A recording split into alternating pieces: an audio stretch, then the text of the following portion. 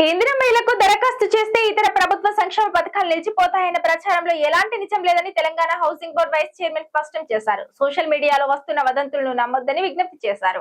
Cure ప్రాంతాల్లో నిర్మించే ఇందిరా మహిళలకు ప్రభుత్వం 5 లక్షల సబ్సిడీ లభించనుండగా తొలి దశలో 17 నియోజకవర్గాల్లో 7,680 ప్లాట్లు నిర్మించేందుకు ప్రణాళికలు సిద్ధం చేసింది.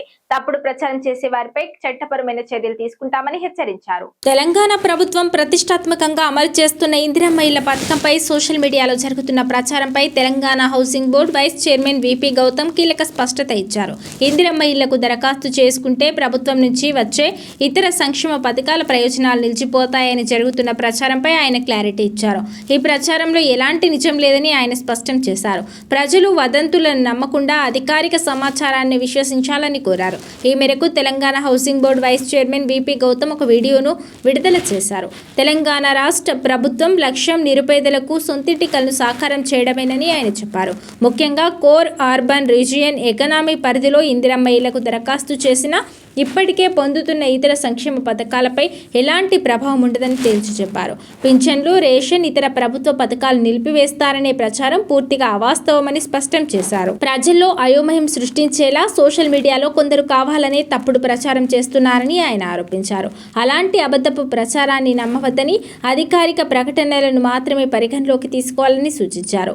ఉద్దేశపూర్వకంగా తప్పుడు ప్రచారం చేసే అలాంటి వారిపై చట్టపరమైన చర్యలు తీసుకుంటామని హెచ్చరించారు. ఇక క్యూర్ పార్టీలో ఇందిరా మహిళ నిర్మాణంపై ముఖ్యమంత్రి రేవంత్ రెడ్డి ఇటీవల మంత్రులు పొంగులేటి శ్రీనివాసరెడ్డి, పొన్నం ప్రభాకర్తో పాటు వివిధ శాఖల ఉన్నతాధికారులతో సమీక్ష నిర్వహించారు. పలు నియోజకవర్గాల్లో ఇప్పటికే గుర్తించిన ప్రభుత్వ స్థలాల వివరాలను అధికారులు సీఎంకు వివరించారు.